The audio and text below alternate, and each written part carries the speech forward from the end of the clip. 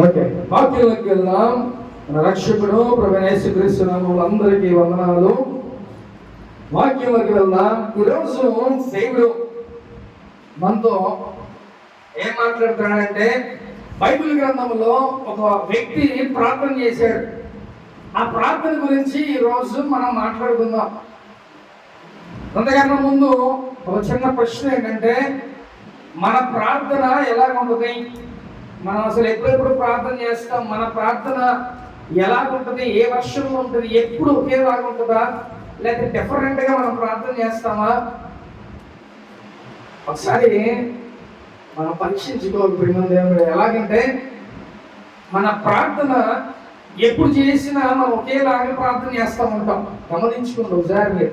మీ ప్రార్థన ఎప్పుడు ఒకేలాగా ఉంటుంది. నీ ప్రార్థన ఎలా ఉండాలి తెలుసా? నీకు సమస్యలు ఉంటే అది మారిపోవాలి.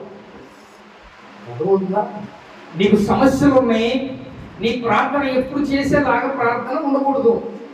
నీ సమస్యలను బట్టి నీ ప్రార్థన పరిస్థితి మారాలి. దాంట్లో ఉన్న దేవుడు బతిమలాడుకునే విధానం ఇవన్నీ కూడా మారాలి. లేదా చర్చిలో చేయమంటే ఒకలాగా ఉండాలి. ప్రార్థన అనేది ఎప్పుడు ఒకలాగే ఉండకూడదు. నీ పరిస్థితులు బట్టి నీ ప్రార్థన కూడా నువ్వు మార్చాలి. అవసరమైతే దేవుని బతిమలాడాలి, దేవుణ్ణి అడుక్కోవాలి. అర్థమవుతుందా? మన ప్రార్థన అలాగ ఉండాలి. ఈ యొక్క బైబిల్ గ్రంథంలో కూడా ఒక వ్యక్తి ప్రార్థన చేశాడంటే సూపర్. అసలు మామూలు ప్రార్థన కాదు. నేను మొన్న 2 days బ్యాక్ వచనం చదివా. అది చదువుతుంటే నాకు తెలియకుండా ఆటోమేటిక్గా కన్నీళ్ళు వచ్చేస్తాడు. అంత ప్రార్థన, అంతగా దేవుని బతిమలాడుకున్నాడు, అంతగా దేవుని దగ్గర గోచాడుతున్నాడు. ఆ వ్యక్తి ప్రార్థన అంత బాగుంది. ఈరోజు ప్రార్థన, నీ ప్రార్థన ఎలాగ ఉంది? ఎప్పుడు ఒకేలాగా మనం ప్రార్థన చేస్తా ఉంటాం. నీ పరిస్థితులను బట్టి నువ్వు ప్రార్థన ఆ యొక్క పరిస్థితులు, ఆ మాటలు అవ్వచ్చు, దేవుని అడిగే ఆ విధానం అవ్వచ్చు, ఏదైనా ఆ స్టైల్ మారాలి. మారితే చాలా బాగుంటుంది. ప్రేమ దేవుడు, ఒక ప్రార్థన పరుడుగా మనం ఉంటే, ఒక ప్రార్థన పరురాలుగా మనం ఉంటే, మన ప్రార్థన పరిస్థితులు మారుతూ ఉండాలి. డిఫరెంట్గా మనం ప్రార్థన చేయాలి. ప్రార్థన కూడా చాలా రకాలు ఉన్నాయి. ఇదివరకు రోజుల్లో ప్రార్థన ఎలా చేసేవాళ్ళో తెలుసా? ఎవరికైనా ఆ యొక్క పొజిషన్ నేను అనేది పొజిషన్ ఎలా చేస్తారు తెలుసా? సాగిల పడిపోయి ప్రార్థన చేశారు. ఇది ఎంత తగ్గించుకొని దాని అర్థం తెలుసా? మన వాళ్ళు కొంతమంది చక్కగా తల్లిదండ్రులు అంటే దేవుడు అంటే భయం కలిగిన వాళ్ళు ఏం చేస్తారు తెలుసా? వాళ్ళ పిల్లలు తల్లిదండ్రులకి నమస్కారం చేస్తారు. అంటే దాని అర్థం ఏంటంటే, తల్లిదండ్రుల యొక్క కాళ్ళ మీద పడతారు పిల్లలు. దాని అర్థం ఏంటి?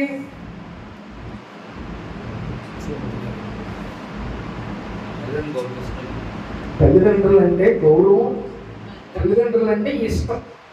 అదే దాని అర్థం కదా. అలాగే దేవుని దగ్గర కూడా నువ్వు ఎలాగ ప్రార్థన చేసినా వింటాడు. అది వేరే విషయం. నువ్వు పొడుకున్న ప్రార్థన చేసినా కూడా వింటాడు. పొడుకున్న ప్రార్థన అంటే ఇప్పుడు పొడుకున్న ప్రార్థన చేస్తారేమో, ఆ ప్రార్థన చేయమాకండి. మన ప్రార్థన ఒకవేళ పొడుకున్నానే చేయొచ్చు. ఏ పరిస్థితిలో ప్రార్థన చేయొచ్చో తెలుసా? నీకు మోకాళ్ళు పనిచేయనప్పుడు, నీ పరిస్థితి ఇక్కడ ప్రార్థన చేసుకోలేని పరిస్థితి ఉందనుకో, అప్పుడు చక్కగా మంచం మీద ఉంది దేవా అన్నా కూడా నేనున్నాను అంటాడు. అలాగా మన ప్రార్థన యొక్క పరిస్థితులు, అది యాంగిల్స్ అవ్వచ్చు, లేకపోతే మన డిఫరెంట్ స్టైల్ అవ్వచ్చు, ఎలాగైనా కూడా మనం ప్రార్థన చేస్తే దేవుడు ఆలకిస్తాడు. నువ్వు మోకరించి ప్రార్థన చేసావనుకో, ఒక దొంగనే ఒక పోలీసు వచ్చి అరెస్ట్ చేయడానికి ఏం చేస్తాడండి? అది రాగానే హ్యాండ్స్ అప్ అనగానే మోకాళ్ళ మీద ఉండి చేతులు ఎత్తుతాడు. అంటే ఏంటి? లొంగిపోయాను, నన్ను ఇంకేం చేయొద్దు, కాల్చొద్దు అనేది అని అర్థం. అలాగే దేవుని దగ్గర కూడా, ప్రభువా నా పూర్తిగా నేను తగ్గించుకున్నా, నాలో ఉన్న గర్వం, నాలో ఉన్న ఈర్ష, నాలో ఉన్న పగ అన్నీ తగ్గించుకొని నీ దగ్గర నేను మోకరిస్తాను. అది నేను అర్థం. ఇప్పుడు ఈ రోజుల్లో సాష్టాంగం పడి ప్రార్థన చేసేవాడు. సాష్టాంగపడి ప్రార్థన చేసి దేవుని బతిలాడుకొని దేవుని దగ్గర అనేకమైన సంపాదించారు. ఈరోజు నువ్వు ఎలాగ ప్రార్థన చేస్తున్నావు, ఏ రకంగా ప్రార్థన చేస్తున్నావు ఒకసారి ఆలోచించు. మనం ప్రార్థన చేయమంటే మోకాళ్ళు వేయమంటేనే అవ్వట్లా మన పరిస్థితి. రోజు చికెన్ కూర పెడితే అయ్యిద్దా? రోజు చికెన్ కూర పెడితే అసలు వద్దనకుండా శుభ్రంగా తింటాం, అవునా కదా? అంటే నోటికి మనం చక్కగా ఏదైనా తినాలని హ్యాపీగా తింటాం. అలాగే దేవుని దగ్గర కూడా మన మోకరించడం అలవాటు చేసుకోగలిగితే అది ఎలా ఉండదంటే 15 గంట 20 నిమిషాలు అరగంట గంట అయిపోతుంది. అలవాటు అయిపోతే నువ్వు అలా ప్రార్థన చేస్తే అమ్మో నేను ఉండలేనేమో మోకాల మీద అనుకుంటే అది నువ్వు ఉండలేవు. కానీ నువ్వు అలాగా అలవాటు చేసుకుంటా ఉంటే ఎంతసేపు అయినా దేవుని సన్నిధిలో మనం ఉండటానికి ఛాన్స్ ఉంటుంది. ప్రేమ దేవుని కూడా. కాబట్టి ఇక్కడ ఈ బైబిల్ గ్రంథంలో ఒక వ్యక్తి గురించి రోజు చూద్దాం. ఆయన ఎలా ప్రార్థన చేశాడు.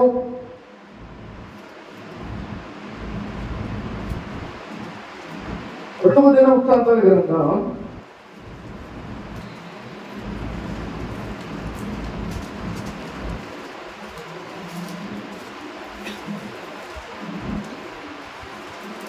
2వ దినవృత్తాంతాల గ్రంథం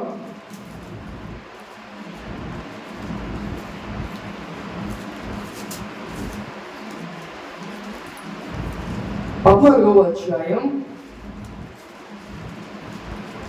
మొట్టమొదటిగా ఆయన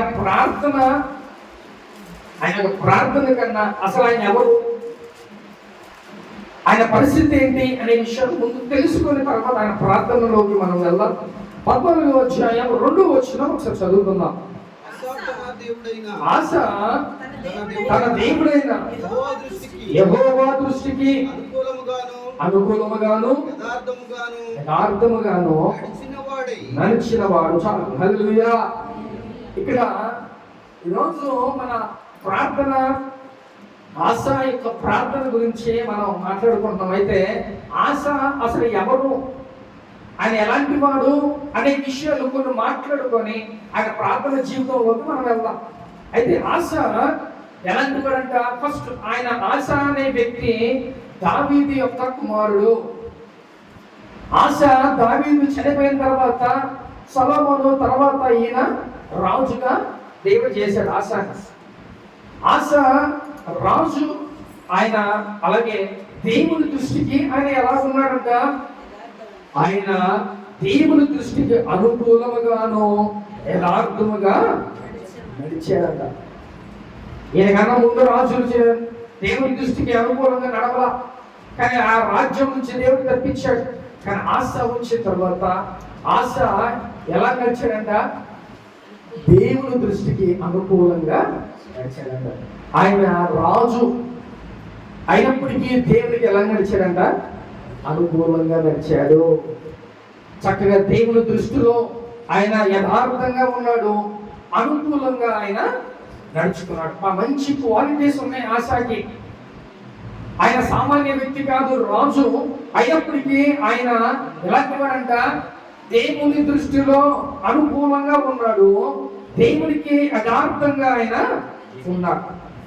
ఎవరంట మొట్టమొదటిగా ఆయన రాజు దేవుని దృష్టికి ఎలా ఉన్నాడంట, అనుకూలంగా ఉన్నాడు, అలాగే యథార్థంగా కూడా ఆయన ఉన్నాడంట. ప్రేమ దేవుడుగా చూద్దాం ఒకసారి 14వ వచనం చదువుకుందాం.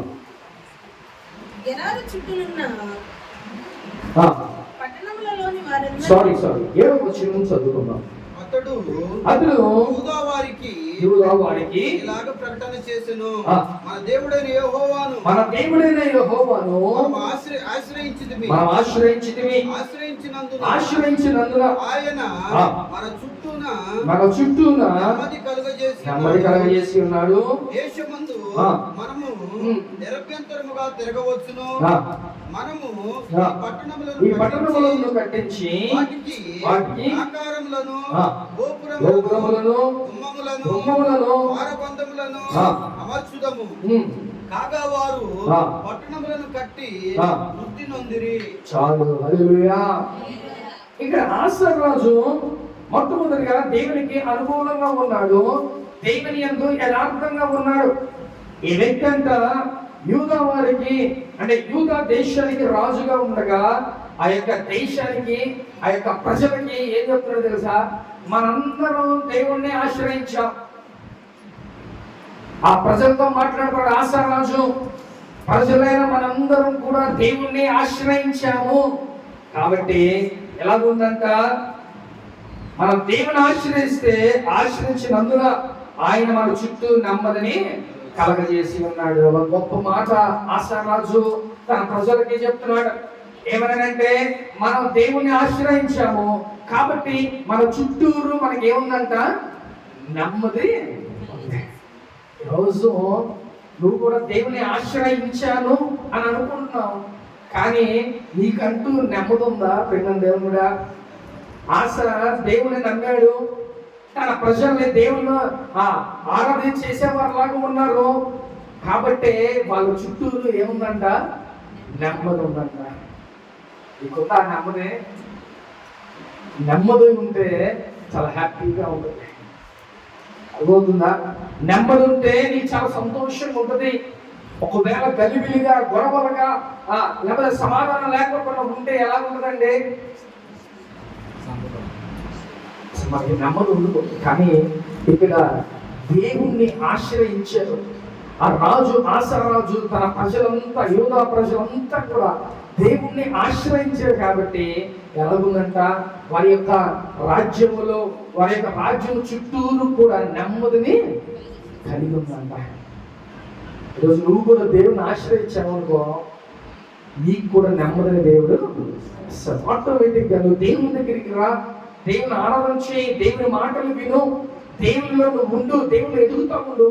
ఏమైతే తెలుసా, నువ్వు మెల్లిమెల్లిగా గమనిస్తా ఉండు, దేవుడు నీ కుటుంబం, నీ యొక్క పేటలో, నీ యొక్క ప్రాంతంలో, నీ యొక్క పట్టణంలో దేవుడు నెమ్మదిని నీకు అనుగ్రహిస్తాడు. ఒకవేళ అన్నిలో కలిగిలిగా ఉండొచ్చు, కానీ దేవుడు నమ్ముకున్న బిడ్డలకు ఎలా ఉంటుందో తెలుసా? ఈ దేవుళ్ళు ఎదుగుతా ఉంటే సమాధానం ఉంటుంది, నెమ్మదిగా ఉంటుంది. మొట్టమొదటిగా నీ కుటుంబంలో నీకు నెమ్మది ఉంటుంది. తర్వాత నీ పట్టణంలో, నీ పేటల్లో, లేకపోతే నీ పట్టణంలో, నీ దేశంలో ఏమైందో తెలుసా? నెమ్మది ఉంటుంది. ప్రేమ దేవుడుగా మరి యెహోవాని నువ్వు ఆశ్రయిస్తే, దేవుని ఒకవేళ ఆశ్రయించిన వ్యక్తివైతే నీ చుట్టూరు నీకు నెమ్మది ఉండాలి. ఆ నెమ్మది నీకు ఉందా? ఎప్పుడు కంగారుగా ఉంటుందా? ఇప్పుడు ఏమైందో ఏంటో తెలియని పరిస్థితిలో ఉందా? లేకపోతే మన ప్రాంతంలో ఏమైతే మనకు కలిగిలిగా ఉందా? అలా ఉన్నావంటే నువ్వు దేవుని సరిగ్గా ఆశ్రయించట్లా, దేవుని సరిగ్గా నువ్వు ఆరాధన చేయట్లా. దేవుని దగ్గరకు వచ్చినా నీ మైండ్ సెట్ ఎక్కడో ఉంటుంది.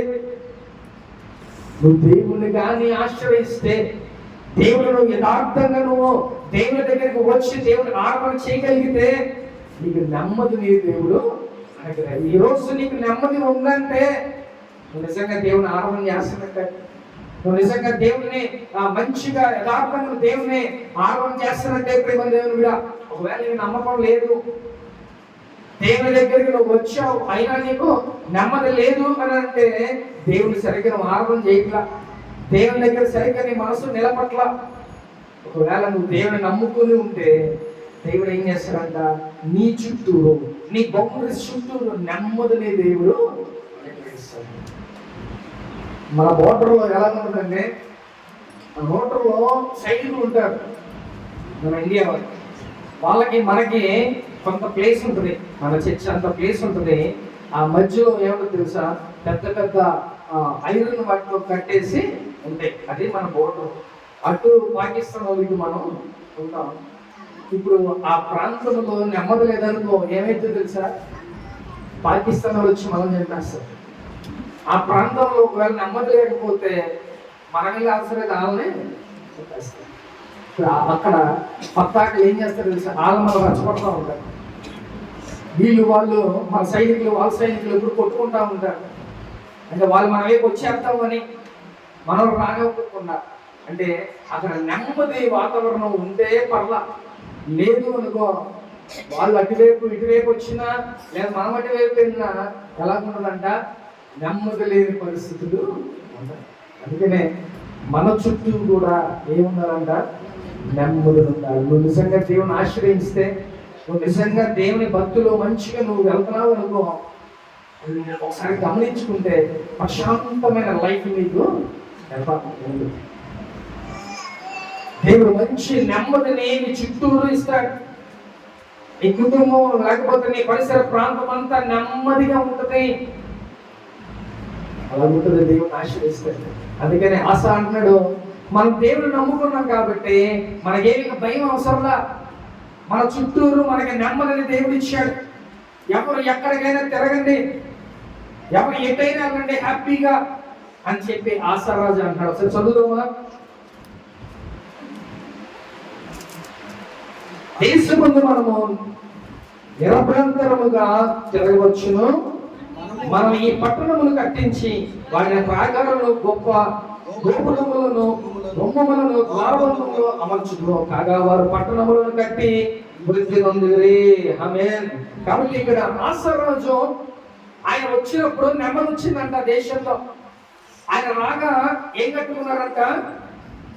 ఆ ఊర్లో అనేకమైన కట్టడాలు కట్టుకున్నారు. అంటే ఇల్లు అవ్వచ్చు, లేకపోతే మండపం అవ్వచ్చు, లేకపోతే ఇంకొకటి వాళ్ళు కట్టుకున్నారు.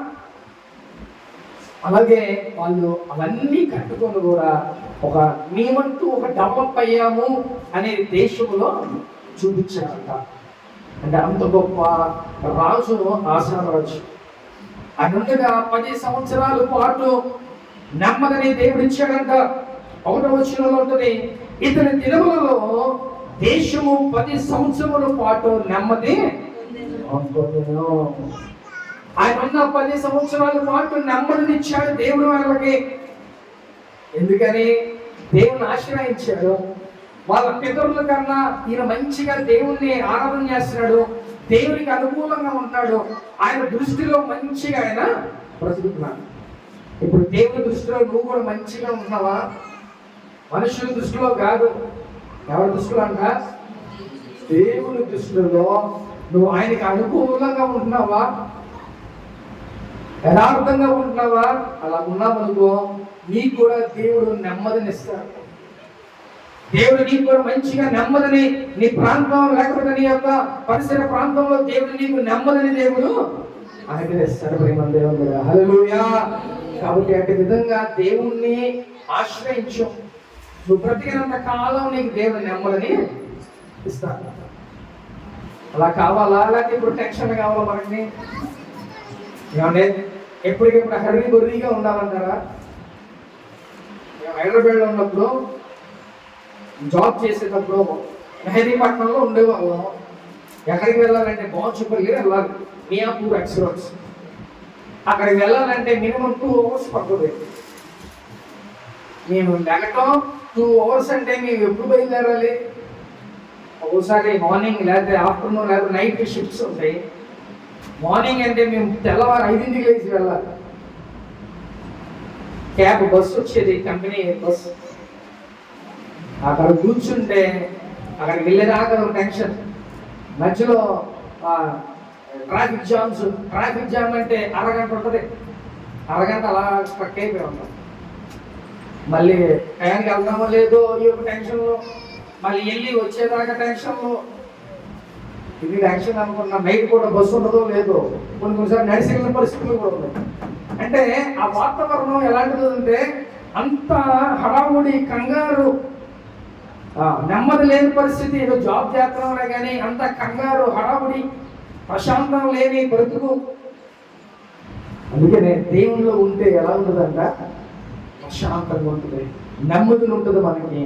అందుకనే ఆశారాజు ఆయన రాజు అయినప్పటికీ దేవుని దృష్టిలో యథార్థంగా బ్రతికాడు, యథార్థంగా ఉన్నాడు. ఆయనకి అనుకూలంగా ఉండబట్టి చక్కగా దేవుడు ఆ ప్రాంతాన్ని, ఆ యొక్క దేశమంతటిని కూడా నెమ్మదిని దేవుడు అనుగ్రహించాడు. ప్రేమ దేవుడు. హల్లెలూయా. నువ్వు కూడా దేవునికి అనుకూలంగా నడు. నువ్వు కూడా దేవునికి యథార్థంగా బ్రతుకు. దేవునికి దృష్టిలో నువ్వు మంచిగా బ్రతికితే నీ జీవితంలో, నీ కుటుంబంలో, నీ ప్రాంతంలో కూడా దేవుడు ఏమిస్తాడంట? నెమ్మదినిస్తాడు. నెమ్మది ఉంటే చాలండి. డబ్బు లేకపోయినా వల్ల పచ్చడం వేసుకొని విషయం అదవుతుందా? నెమ్మది మనకి ఏ టెన్షన్ లేకుండా ఉండాలి. అది ఉంటే చాలు, మనం హ్యాపీగా బ్రతకవచ్చు. కాబట్టి ఈరోజు నీకు నెమ్మది ఉందా? ఈరోజు నీ కుటుంబంలో, నీ ప్రాంతంలో, నీ దేశంలో నెమ్మది ఉందా?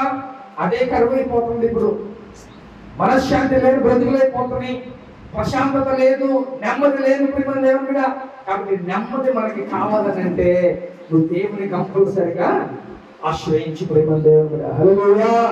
కాబట్టి దావీదు ఆసా రాజు ఇప్పుడు ఎలాంటి వాడంట? మొట్టమొదటిగా ఆయన రాజు, రెండవదిగా ఆయన దేవుని ఆశ్రయించిన వ్యక్తి.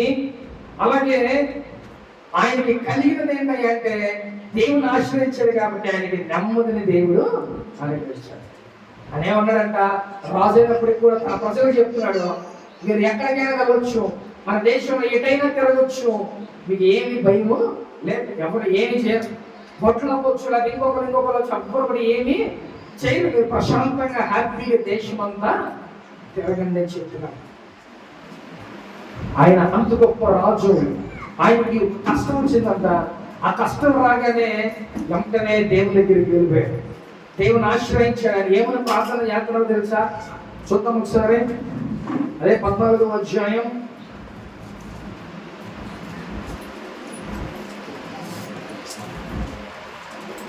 11వ వచనం చదువుతున్నాం. ఆస తన దేవుడైన యెహోవాకు మొరపెట్టి యెహోవా విస్తారమైన సైన్యము చేతిలో ఓడిపోకుండా బలము లేని వారికి సహాయం చేయుటకు నీకన్నా ఎవరు లేరు. మా దేవా యెహోవా మాకు సహాయము చేయము, నిన్నే నమ్ముకొని ఉన్నాము. నీ నామమును బట్టి ఈ సైన్యమును ఎదిరించుటకు నీవే మా దేవుడవు, నరమాత్రులు నీ పైన ఇప్పుడు ఆస ఈ ప్రార్థన ఎందుకు చేశాడా అంటే 9వ వచనం ఉన్నది. కుషీయుడైన జేరాహు వారి మీద దండెత్తి 1000 సైన్యము 300 రథములు కూర్చుకొని బయలుదేరి మారేషా వరకు రాగా ఆస అతన్ని ఎదుర్కొనబోయేను. వారు మారేషా వద్ద జేబాత అను పల్లపు స్థలం ముందు పంక్తులు తీర్చి యుద్ధము కలుపుగా. అంటే ఇది యుద్ధ సన్నాహంలో ఉన్నారు వీళ్ళు. ఒక రాజు, కూషీయుడైన జేరాహు అనే రాజు ఏం చేశాడంట? ఎంతమంది అంట సైన్యం? 1000 సైన్యం అంట. 1000 సైన్యం అంటే లెక్క వచ్చిన చెప్పండి నాకు. 1000 మంది అంట.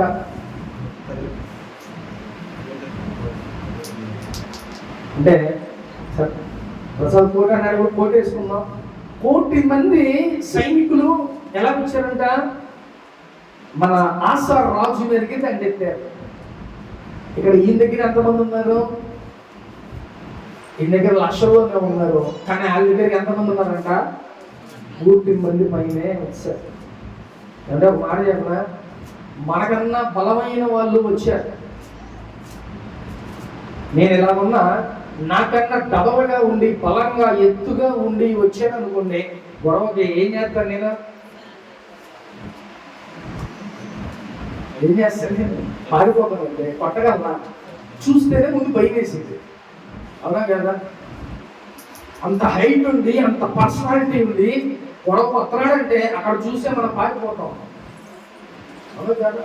గొలియాతును చూడగానే ఏమైపోయిందంటే ఇశ్రాయేల్ దేశం అంతా పారిపోయారు. బాబు నీ కన్నవరా నాయన, నువ్వేంట్రా బాబు 3 మనుషులు ఎత్తున్నావు, అంత హైట్, అంత పర్సనాలిటీ చూసి ఒక్కడు కూడా వెళ్ళా. కానీ ఒక విషయం చెప్పిన, ఒకవేళ సైన్యం అంతా కలిపి ఆయన్ని వెళ్తే చేయించవచ్చు, కానీ అవతల కూడా సైన్యం ఉంటుంది గొలియాతు. కానీ ఏం చేశారంట? ఎప్పుడైతే గొలియాతును చూసారో ఏమైపోయారంట? పారిపోయారు. వచ్చేసి ఇప్పుడు ఏం చెయ్యాలి, మనందరం సరెండర్ అయిపోదామా ఏంటా అని ఆలోచిస్తున్నారు. ఇక్కడ కూడా ఆశ చూశాడంటే ఆ జరాహు రాజు 1,000,000 మంది సైన్యాన్ని వేసుకుని ఆయన దగ్గరికి వచ్చారు. యుద్ధానికి రాగా జరాహు ఆయన రావటమే ఫస్ట్ ఆశకి ముందు మనిషే కదా, ఆయన కూడా కొంచెం భయం వేసి ఉంటుంది. అమ్మో ఎంతమంది సైన్యమా అని ఒక్కసారి భయం వేసి ఉంటుంది. కానీ ఆయనకి కొంచెం ధైర్యం ఎక్కడో ఉంది. ఏంటైన ధైర్యం? నా పక్షాన నా దేవుడు ఉన్నాడు. ఆయన ముందుగా ఎప్పుడు కూడా నన్ను జయించేవాడు. రోజు మీకు కూడా ఎంత పెద్ద సమస్య నీ ముందు అట్లా ఉన్నా కూడా వాడు గుర్తుపెట్టుకోండి, దేవుడు నీ పక్షాన ఉన్నాడు. ఆయన నీకు ఏ మాత్రం కూడా హాని చేయకుండా దేవుడి జీవితంలో కార్యం చేస్తాడు. నీ పక్కన 10,000 మంది పడినా, ఎడ పక్కన 1000 మంది కూలినా కూడా ఏ అపాయం నీ దగ్గరికి రాకుండా దేవుడు నిన్ను కాపాడతాడు. 10 మంది కూడా నీకు ఆ ధైర్యం ఉంటే ముందుకెళ్ళిపోతాం. ఆ ధైర్యం లేక మనం ఏం చేస్తుంది? కంగారు పడిపోతూ ఉంటాం, టెన్షన్ పడిపోతూ ఉంటాం, భయం వచ్చేస్తుంది.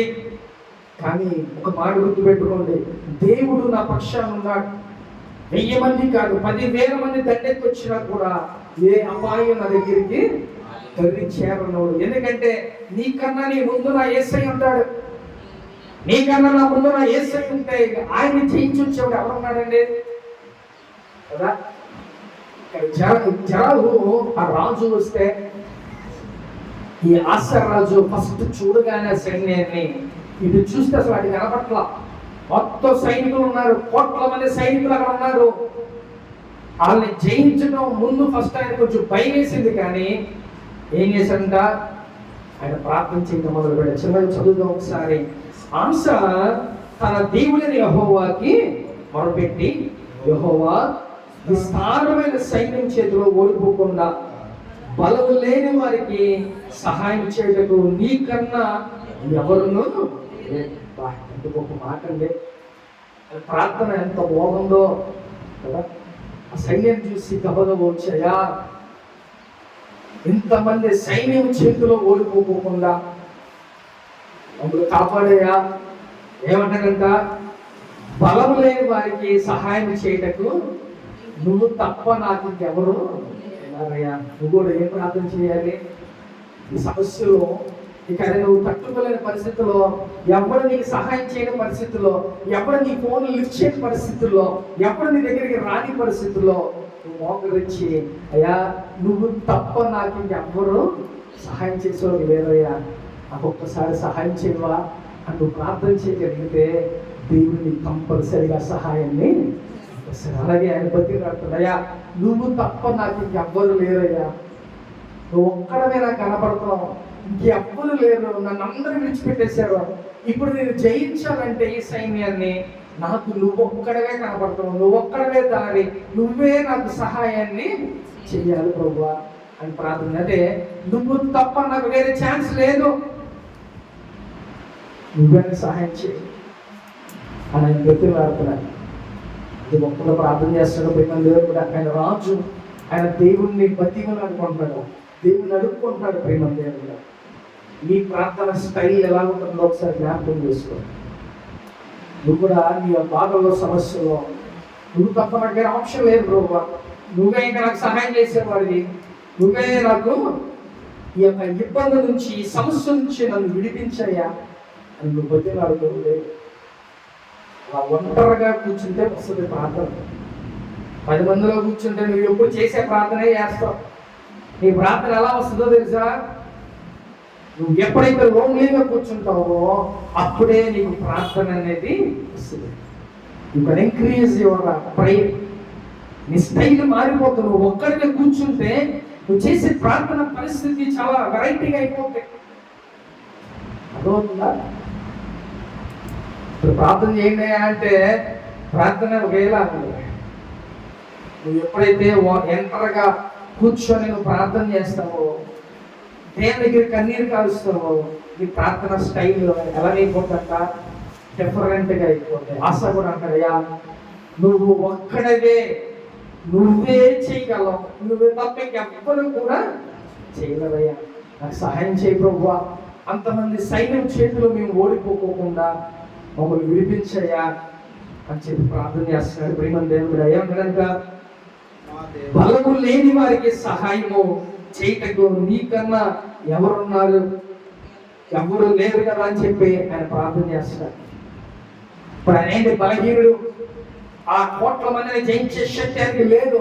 కాబట్టి బలం లేని వారికి బలం ఇచ్చేవాడు నువ్వే. నువ్వు తప్ప నాకు సహాయం చేసాడు అప్పుడు కనబట్ల ప్రభువా, నువ్వే నాకు సహాయం చేయాలనుకుంటా. అందు బాగా ప్రార్థన చేస్తున్నావు ప్రేమ దేవుని కూడా. నువ్వు కూడా ఏకాంతంగా ప్రార్థన చేసుకుంటా ఉంటే చక్కగా ఎవరు ఇంట్లో లేనప్పుడు కూర్చొని నువ్వు కన్నీరు కార్చి నువ్వు ప్రార్థన చేస్తా ఉంటే అప్పుడు ప్రార్థన నీకు అలవాటు అయిపోతుంది. ప్రార్థన డిఫరెంట్గా నువ్వు చేయడానికి దేవుడు నీకు సహాయం ఇస్తాడు. నీకు నువ్వుగా మార్చుకోవటం కాదు, కానీ నువ్వు ఎప్పుడైతే కన్నీరు కాచి మోకరించి ప్రార్థన చేస్తున్నావో దేవుడు నీకు సపోర్ట్గా, దేవుడు ప్రార్థన ఆత్మతో నింపి నిన్ను ఆయన మంచిగా ప్రార్థన నడిపింపులోకి దేవుడు నిన్ను తీసుకెళ్తాడు. నువ్వు కూడా నీ సమస్యలు ఉన్నప్పుడు ఏకాంతంగా కూర్చొని అప్పుడు ప్రార్థన చేయండి. నాకు ఎవరు సహాయం చేయట్లా, నేను ఒక్కడనే, నా వల్ల కాట్లా, నేను జయించలేకపోతున్నా, కాబట్టి నువ్వు తప్ప ఎవరు లేరు, నువ్వే చెయ్యాలి అని నువ్వు కూర్చుంటే దేవుడు కంపల్సరిగా నీకు దేవుడు సహాయాన్ని పంపిస్తాడు. ప్రేమ దేవుడు ఎంత గొప్పగా ప్రార్థన చేస్తుందంటే చూద్దాం తర్వాత.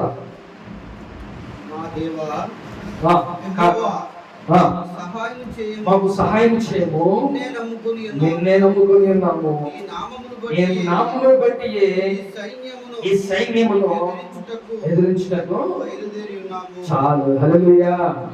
ఇంకా ముందు ప్రార్థన ఏం చేస్తున్నా, మొట్టమొదటి ఏం చేశాడంటే ప్రార్థన, దేవా నువ్వు తప్ప ఇంకెవ్వరు నాకు లేదు, నువ్వే నాకు సహాయం చేయాలి. నాకు బలం లేదయ్యా, వాళ్ళు చేయించడానికి నాకు బలం లేదు, నా బలము నువ్వే నాకు సహాయం చెయ్యని అంటాడు. తర్వాత ఏం చేస్తాడంట, నిన్నే నమ్ముకున్నాను ప్రభువా, నాకు సహాయం చేయవా, నీ నామమును బట్టి ఈ సైన్యం ఎదిరించుటకు బయలుదేరుచున్నాను. కానీ ఏం ప్రార్థన చేస్తాడు, అయ్యా నువ్వున్నా అనే ధైర్యంతో నేను ఈ సైన్యాన్ని ఎదిరించడానికి నేను ఇప్పుడు వెళ్తున్నా అని ప్రార్థన చేస్తాడు. అంటే మొట్టమొదటిగా రిపోర్ట్ ఎవరికి ఇస్తున్నారు, ఒక వ్యక్తి జాబ్కి వెళ్ళాలని అంటే అది జాబ్ వచ్చింది, గవర్నమెంట్ జాబ్ వచ్చింది, వాడు వెళ్ళి ఎక్కడ రిపోర్ట్ చేయాలి తెలుసా, అని ఎక్కడైతే చేస్తున్నాడో ఆ యొక్క డిపార్ట్మెంట్లోకి వెళ్ళి వాళ్ళ హెడ్ దగ్గరికి వెళ్ళి, సార్ నాకు అపాయింట్మెంట్ లెటర్ వచ్చింది, ఈ లెటర్ తీసుకొని మనం జాయిన్ చేసుకోండి అని మనం ఇస్తాం. ఇచ్చి వెళ్ళి మన యొక్క పనిలో మన సీట్లో మనం కూర్చుంటాం. ఇప్పుడు ఆశ కూడా ఏం చేస్తున్నాడు తెలుసా, ఫస్ట్ ఆఫ్ ఆల్ దేవునికి రిపోర్ట్ ఇస్తున్నాడు, దేవా నేను యుద్ధం చేయటానికి వెళ్తున్నా, నాకు సహాయం నువ్వే చెయ్యి. ఎప్పుడైనా అలా ప్రార్థన చేసావా? ఏమండి, నువ్వు ఊరు వెళ్తున్నాను ప్రార్థన చేసి దేవుడు చెప్పి వెళ్ళాలి, నువ్వు ఎక్కడికి వెళ్తున్నావు ప్రార్థన చేసుకొని వెళ్ళాలి, ఏది చేసినా దేవుని ముందు పెట్టుకొని ఆయనకి చెప్పే నువ్వు వెళ్ళాలి. నేను ఎవరండి, రాజు అయినా ఏం చేస్తున్నాడు, ఎవరు చెప్పాలి, నేను ఎవరైనా చెప్పాల్సిన అవసరం లేదు, అయినా కూడా ఏం చేస్తాడంట, దేవునికి ఫస్ట్ రిపోర్ట్ వస్తాడు, దేవా ఆ యొక్క సైన్యాన్ని జయించడానికి నేను వెళ్తున్నా, నాకు సహాయకుడికి నువ్వే, దేవునికి చెప్పి వెళ్తున్నాడు. కాబట్టి నువ్వు కూడా ప్రార్థన చేసుకొని, ప్రభువా ఈరోజు నేను బ్రతికున్నా, ఈరోజు నాకు ఇచ్చావు, అలాగే నేను నా డ్యూటీకి వెళ్తున్నాను ప్రభువా, నాకు తోడుగా ఉన్నవా, నాకు విజయాన్ని నువ్వా, నాకు నెమ్మది నువ్వా అని ప్రార్థన చేసుకొని నువ్వు ఇంట్లో నుంచి బయటికి వెళ్ళాలి. అప్పుడే నీకు క్షేమం, అప్పుడే నీకు నెమ్మది ఉంటుంది. అర్థమవుతుందా? ఎవరు ఒక సాక్ష్యం నేను విన్నా, బ్యాంకులో చేస్తాడు ఆయన, గురుడు బ్యాంకులో చేస్తే ఎప్పుడైతే ఆయన టార్గెట్లు పూర్తవ్వదో వెంటనే మేనేజర్ అడుగుతారు అంత రూమ్లో తీసి, చెడా మడా తిట్టేసి, అవ్వకపోతే ఈరోజు ఎంత చూస్తా అది ఇదే అన్నాడంట. ఆ రోజే ఆ వ్యక్తి ఏం చేశాడు తెలుసా, ఎక్కడికి వెళ్ళకుండా కింద బైక్ పార్కింగ్ సెల్లర్లోకి వెళ్ళిపోయి అక్కడికి వెళ్ళి మోకరిచ్చి ప్రార్థన చేసేవాడు, దేవా పరిస్థితి ఇది, ఇప్పుడు నువ్వే నాకు దారి చూపించాలి, ఒకవేళ టార్గెట్ పూర్తి అవ్వకపోతే ఇన్ని సంవత్సరాలు చేసిన జాబు మోసపోవాలి అని చెప్పి వెళ్ళి ఆ సెల్లర్ కిందకి వెళ్ళి ప్రార్థన చేసేదంట. ఆయన ప్రార్థన చేసి బ్యాంకులోకి వెళ్ళి అలా పని చేసుకుంటూ ఉండగా ఫోన్స్ వచ్చాయంట. ఆ టార్గెట్ శ్రమ వచ్చిన వెంటనే నువ్వు ఎక్కడ ఏ ప్లేస్లో ఉన్న ప్రార్థన చేసుకో, దేవునికి సహాయం ఉంటుంది. మనకంటూ దేవుడు మనకు ఉన్నాడు, ఇంకా మనం భయపడాల్సిన అవసరం లేదు. ఆ వ్యక్తి సమస్య వచ్చింది వెంటనే వెళ్ళి ఏం చేశాడు, అటు ఇటు పరిగెత్తడం, ప్రార్థన చేసుకుంటావా ఈరోజు ఒక టార్గెట్ అనుకుంటున్న జాబ్ పోతుంది, అప్పుడు నాకు సహాయం చేయవయ్యా అని ప్రార్థన చేసుకుంటే ఆయన వెంటనే ఆయనకి దేవుడు సహాయం అని ఎంతైనా పంపిస్తాడు. కాకుల ద్వారా ఆహారం పంపించాల్సింది సాధ్యమైందా? ఏమంటే కాకుల ద్వారా ఆహారాన్ని పంపించాడు అని ఏదైనా చేస్తాడు. మనకి అసాధ్యం అవుతుంది, దేవుడికి ఏదైనా కూడా సాధ్యమే. ఆయన ఏదైనా చేస్తాడు. నువ్వు ప్రార్థన చేయటం నీవు. అందుకనే నువ్వు బయటికి వెళ్తావా, ప్రార్థన చేసుకుని వెళ్ళు. నువ్వు ఏ పని మీద వెళ్ళినా, ఏ జాబ్లోకి వెళ్ళినా, లేకపోతే ఊరు వెళ్తున్నా, లేకపోతే ఎక్కడికి వెళ్ళినా కూడా ప్రార్థన చేసుకుని దేవునికి ఇన్ఫార్మ్ చేసి మళ్ళీ నేను ఇంటికి వచ్చేదాకా నీ కాపుదల నాకు ఉంచయ్యా అని నువ్వు ప్రార్థన చేసుకుని వెళ్ళామనుకో, ఇంక అయిపోయింది. నీ భారం ఎవరి మీద మోపము ఆయనే అన్నీ చూసుకుంటాడు. మాకు ఇప్పుడు ఏం చేయలే, ఆయన బాధ్యత ఏమో తెలుసా, నువ్వు ఎక్కడికి అయితే వెళ్ళామో అక్కడ నుంచి మళ్ళీ ఇంటికి వచ్చేదాకా ఆయన కాపుదలే ఉంటుంది.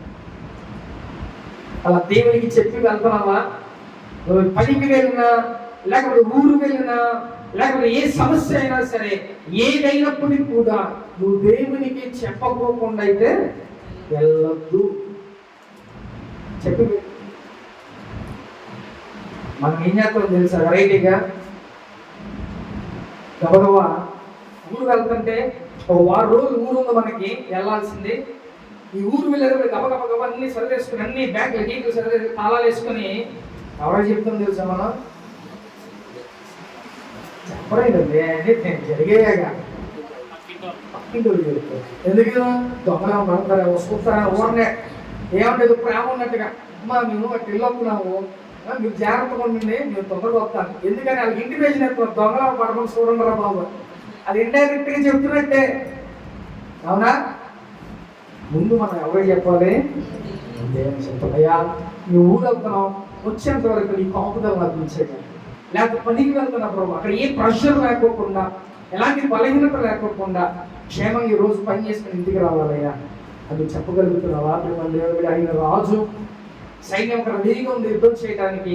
ఏం చెప్తున్నాడంట, ప్రభువా వారిని జయించడానికి నేను వెళ్తున్నా, నాకు కావలసిన బలాన్ని నాకు ఇవ్వు అని ప్రార్థన చేసుకుని ఆయన ముందుకి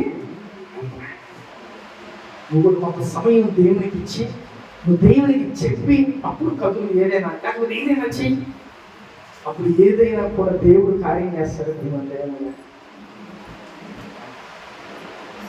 నాకు కొంతమంది చాలా మంది విశ్వాసులు ఉన్నారు, వాళ్ళు అడుగు తీసి అడిగేయాలంటే నాకు ఫోన్ చేస్తారు. ఏంటిది, అడుగు తీసి బయటకు వేయాలంటే నాకు ఫోన్ చేస్తారు. ఎంత గొప్ప విశ్వాసం ఆలోచించి ముందు ప్రార్థన చేయించుకోనే. నేను పర్టికులర్ ఒకటని చెప్పట్లా, ఏదైనా సరే వాళ్ళు తీసి అడిగి బయటకు నాకు ఫోన్ చేసి ప్రార్థన చేయించుకునే కొంతమంది ఉన్నారు. అదో కాబట్టి మనం ఎక్కడికి వెళ్ళినా మొట్టమొదటిగా దేవునికి చెప్పి వెళ్ళండి. మన ఇరుగు పొరుగు వారికి ఇంకొకరికి మనం చెప్పి వెళ్తాంగా. మొట్టమొదటిగా దేవా నేను వెళ్తున్నా, నేను క్షేమంగా ఇంటికి వచ్చే వరకు కూడా నాకు తోడుగా ఉండయ్యా, అదవుతుందా? అలా చెప్పి మనం వెళ్ళాలి. ఇక్కడ ఆశారాజు కూడా యుద్ధానికి వెళ్ళేటప్పుడు ఆయన మంచిగా దేవునికి చెప్పి, ప్రభువా నేను యుద్ధం చేయడానికి వెళ్తున్నా, నాకు కావలసిన బలం నాకు ఇవ్వు, నువ్వే నాకు తోడుగా ఉండు అని ప్రార్థన చేసుకొని వెళ్ళటానికి రెడీ అవుతున్నాను. చూద్దాం నెక్స్ట్. యెహోవా ఆ కూషీయులను నీవే మా దేవుడవు, నరమాత్రులు నీ పైన చేయమొందనీయకుము అని ప్రార్థింపు కదా. అక్కడ చూడండి ఏం ప్రార్థన చేస్తున్నాడో ఆశారాజు, ఎంత టెక్నిక్ గా ప్రార్థన చేస్తున్నాడో చూడండి. యెహోవా నీవే మా దేవుడవు, నరమాత్రులను నీ పైన జయమొందనీయకుము అని ప్రార్థింపగా. ఇక్కడ ఏం ప్రార్థన చేస్తున్నాడు, దేవునికి అడ్డు పెట్టాడండి. యుద్ధం చేసేవాడు ఎవరు, ఆశారాజు. నాకు జయమివ్వు అనట్లా, నీ మీద చేయనుందను మాకంటే మీన్స్ నీ పిల్లల్ని నేను ఓడిపోయినా నువ్వు ఓడిపోయినట్టే అలా చెప్తున్నాడు. దేవ నీ మీద చేయముందేలాగా చెయ్యమాకు అంటే దేవుడు చేసిన నేను చేసిన ఒకటే, ఎందుకు మనం దేవుడు పెట్టలేం కాబట్టి నీ మీద చేయమనుకోకుండా చూడయ్యా అని ఆయన ప్రార్థన చేస్తాడు. ఎంత గొప్ప మాట, నీ పైన చేయమమ్మ నీకము అని ప్రార్థింపగా తర్వాత యెహోవా అకీషులను ఆసా ఎదుట నిలువనీయక వారిని మొక్కినందున వారు పారిపోయిరి. చాలు, హల్లెలూయా. చూసారా, దేవునికి చెప్పి దేవునికి ప్రార్థన చేసి ఆయనకి చెప్పి యుద్ధానికి ఆయన బయలుదేరాడు. ఇప్పుడు ఆయనకి ఏమైందంట? చేయవచ్చింది. ఏమైనా దేవుడు మొద్దాడంట, ఆ యొక్క సైన్యం అంతా పారిపోయారు. అమ్మో, ఇక దేవుడు వాళ్ళ పక్షాన ఉన్నాడు, ఇక మా వల్ల కాదు, ఇక ఇవి జయించే శక్తి మాకు లేదని వెంటనే మిగతా వాళ్ళంతా కూడా మారిపోయారు. ఏమంటే ఇక్కడ చూస్తేనేమో లక్షల మంది, అవతల పక్క చూస్తేనేమో 1 కోటి మంది పైన ఉన్నారు. ఎలా సాధ్యమైంది? ఓన్లీ దేవుడు ఒక్కడే సాధ్యపరుస్తాడు. ఆయన ప్రార్థన చేసుకుని వెళ్ళాడు, ఆయన దేవుడికి చెప్పి వెళ్ళాడు, దేవా నువ్వు జయం నాకు ఇవ్వు అని ప్రార్థన చేసుకుని వెళ్తే దేవుడు ఆయన పక్షాన జయాన్ని దేవుడు అనుగ్రహించాడు. నీ పక్షాన ఎంత పెద్ద పోరాటం అయినా, అది ఎంత పెద్దదైనా అవ్వచ్చు, దేవునికి నువ్వు ప్రార్థన చేసి వెళ్తే దేవుడు ఆ యొక్క ఎంత పెద్ద పోరాటమైన ఆ పోరాటంలో దేవుడి విజయాన్ని దేవుడు అనుగ్రహిస్తాడు. ప్రేమ దేవుని ఎంత గొప్పగా ప్రార్థన చేశాడు ప్రేమ దేవుని మీద. ఆ దేవుడు వాళ్ళని ఎదుట నిలవలేకుండా వాళ్ళని మొత్తితే కొంతమంది చచ్చిపోయారంట. ఆ చచ్చిపోగానే ఎక్కడ మిగతా వాళ్ళంతా పారిపోయారు. కాబట్టి ప్రేమ దేవుడా, నీ పరిస్థితిలో కూడా, నీకున్న స్థితిలో కూడా నువ్వు కూడా ఏం చేయాలి తెలుసా? నీ పక్షాన్ని యుద్ధం చేయడానికి వస్తే నోరు మూసుకొని ఉండు.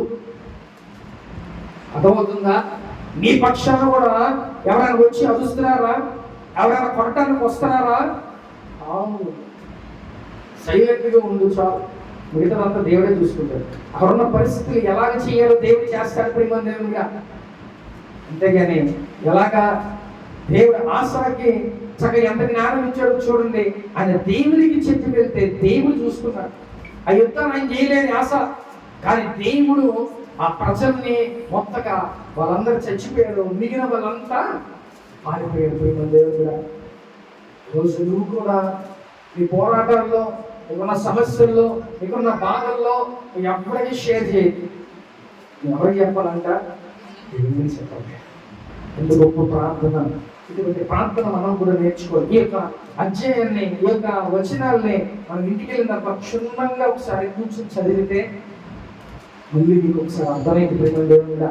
ఎంత గొప్ప ప్రార్థన చేసిన, చిన్న ప్రార్థన అయినా ఆయన ఎంత గొప్పగా ఆయన ప్రార్థన చేశారు. ఒకసారి చదివి మనం ముగించుకుందాం.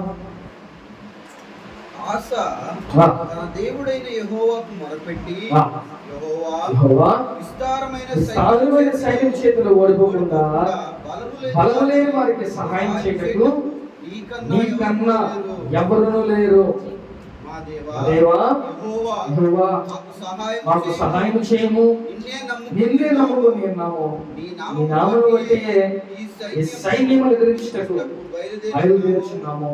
యెహోవా నీవే మా దేవుడవు, నరమాత్రులు నీ పైన జయముందనీక అని ప్రార్థించాడు. ప్రేమ దేవుని కూడా ఈరోజు నువ్వు కూడా ఆశలాగా ప్రార్థన చేయాలి. ఈ ప్రార్థన నువ్వు ఒకసారి ఇంటికి వెళ్ళి నువ్వు ఈ వచనాలుగా చదువుకోగలిగితే దేవుడు నీతో కూడా మాట్లాడతాడు. ప్రేమ దేవుడుగా పర్సనల్ ఒక్కడే కూర్చొని ఒకసారి మళ్ళీ నువ్వు రిమైండ్ చేసుకో. దేవుడు నీతో చక్కగా మాట్లాడతాడు. ప్రార్థన నేర్చుకోవచ్చు. ప్రేమ దేవుడుగా ఆశ ఎలాంటి వాడంట? రాజు దేవుని దృష్టిలో అనుకూలంగా ఉన్నాడు, దేవుని దృష్టిలో యథార్థంగా ఉన్నాడు.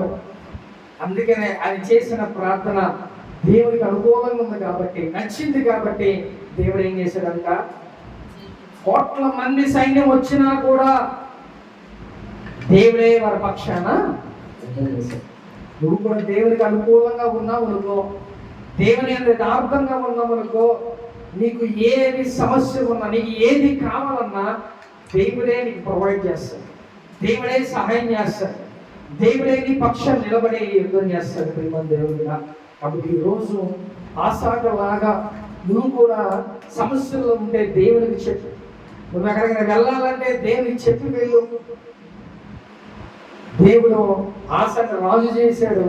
రాజు అయినప్పటికి కూడా చక్కగా ఆశ దేవుని యందు యథార్థంగా ఉండి ప్రార్థన చేసుకుని ముందుకి సాగిపోతున్నాడు. నువ్వు కూడా ఈరోజు అటు విధంగా ప్రార్థన చేయాలనే దేవుడు కోరుకుంటాడు ప్రియమైన దేవుడు కూడా. మంచిగా యథార్థంగా నువ్వు ఒక్కడనే కూర్చుంటే ఆ ప్రార్థన చక్కగా దేవుడు నీకంటూ ఒక డిఫరెంట్ స్టైల్లో దేవుడు నీకు నేర్పిస్తాడు. నువ్వు ఏకాంతంగా కూర్చొని ఏడుస్తూ ఉంటే దేవుడు నీలో ఉన్న ప్రార్థన నీకు నేర్పిస్తాడు ప్రియమైన దేవుడు కూడా. అంత గొప్ప ప్రార్థన ఆశ చేసేదో నువ్వు కూడా నీ బాధల్లో ఉన్నప్పుడు ప్రభు నాకు సహాయకుడు నువ్వే, నువ్వు తప్ప నాకు ఇంకెవరు కూడా లేరయ్యా నువ్వు ప్రార్థన చేస్తే దేవుడు నీకు వెంటనే సహాయం దేవుడు అనుగ్రహిస్తాడు ప్రియమైన దేవుడు. హల్లెలూయా.